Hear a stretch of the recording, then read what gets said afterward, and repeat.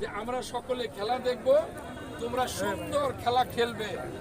আর referee আমি অনুরোধ করি, দুই লাইন্সম্যান অনুরোধ করি কোনো পক্ষপাতিত্ব না, নিরপেক্ষভাবে খেলা পরিচালনা করবেন তিনজন নিয়ে। আমরা এখানে হাজার হাজার দর্শক অতিথিবৃন্দ সকলেই সুন্দর খেলা উপভোগ করতে চাই। কি সুন্দর খেলা পাবো ইনশাল্লাহ, ইনশাল্লাহ, ইনশাল্লাহ। আমি খেলার